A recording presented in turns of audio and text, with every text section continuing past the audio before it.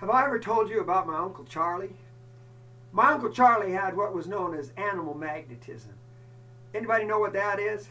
Yeah, it means that all animals are automatically attracted to you. Let me give you an example.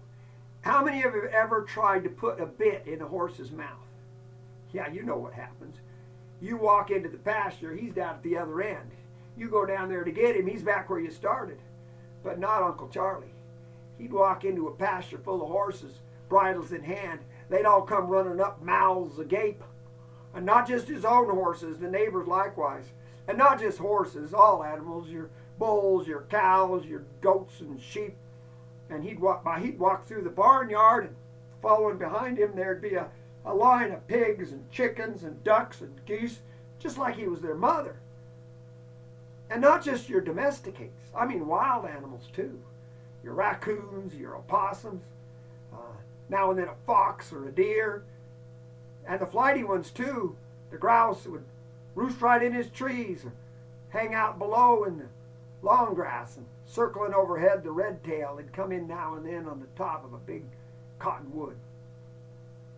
You see, the reason that they would do this is they not only loved Charlie, but Charlie loved them. And that's the secret to love, isn't it? If you want someone, something to love you, you got to love them back. And Charlie really loved animals. In fact, one day he's walking down through the big woods. I'm not talking about your little pole forests like we have here, Utah, Idaho, and Wyoming. I mean big trees, bigger around than this room, standing 200 feet in the air. Charlie just comes over a ridge and looks down through the undergrowth, and what does he see? That's right, it was a bear. But it was the littlest, tiniest grizzly bear he'd ever seen in his entire life. And it was just a meowing and a crying in the most pitiable manner. Now Charlie figured that bear was lost, but he did not launch himself down off that mountain instantly to corral that critter. Of course not. He figured the mother bear might be hiding behind a tree somewhere, bash his face in as soon as look at him. So he held off for a full 10 minutes until he had ascertained in his own mind that that bear was alone and lost. And then he launched himself down off the hill. You might picture my Uncle Charlie grabbing about in the salmon berries and snatching about in the bracken, that little bear just one jump ahead of him, till that bear came up to a great big stump standing about 12 feet in the air, scrambled up the side and disappeared entirely. Now Charlie was a bit taken aback, never having seen a bear disappear before. But he looked at that stump, and there was a couple rows of woodpecker holes going up and some old dead branch stubs sticking out, and here and there were some big rough bark chunks, and he essayed to climb that thing, scrambled up to the top and peered down inside, for indeed, you see, that stump was hollow. And down in there about 10 feet was that little bear, just a meowing and a crying in the most pitiable manner. Well, Charlie figured he had him now. All he had to do was jump in there, hog-tie that critter. He was on his own. He threw himself in there, visions of Grizzly Adams dancing in his head, dropped down in there, started to tussle with that little bear. Of course, he was biting him considerable, but he had his handkerchief being prepared, and he muzzled that critter.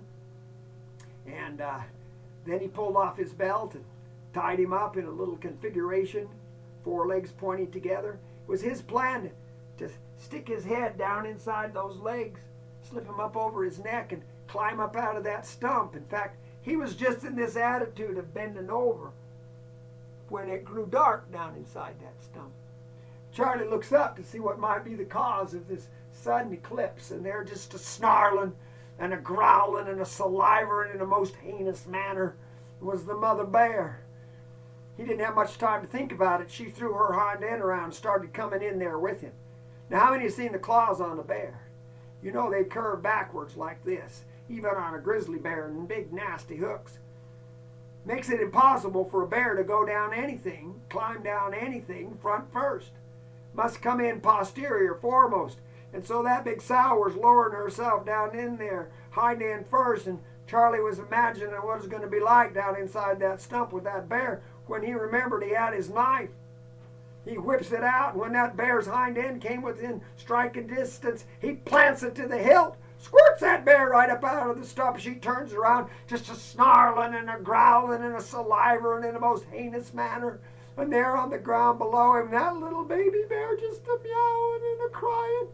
That mother bear threw her rear end in on him for the second time. Now it worked before.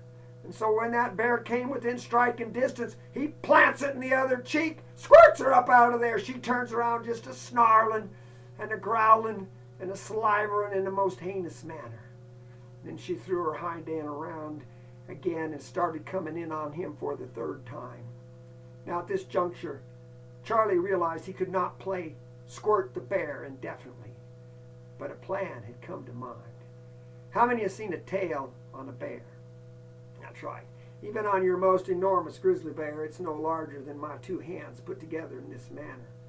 And so when that bear's hind end came within grasping distance, Charlie grabbed a hold of the tail just as tight as he could with one hand. He shoved that knife in just a twisting with the other. They came squirting up out of that stump. The next thing Charlie knew, he was waking up on the ground at the foot of the stump.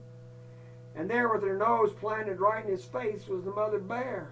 She's waking up kind of delirious too. And he jumped up and she jumped up and he took off a running around that stump. He's a running and she's a running and he's a running and he's getting tired. And all of a sudden, snap! That jaws of that bear came together about this far behind Charlie. Now this tended to speed him up a bit. He shot around that stump and there right in front of him is that bear's hind end. Now he noticed he still had his knife with him. So he reached out and took off that bear's tail, and sure enough, when she came around, she stopped and ate it.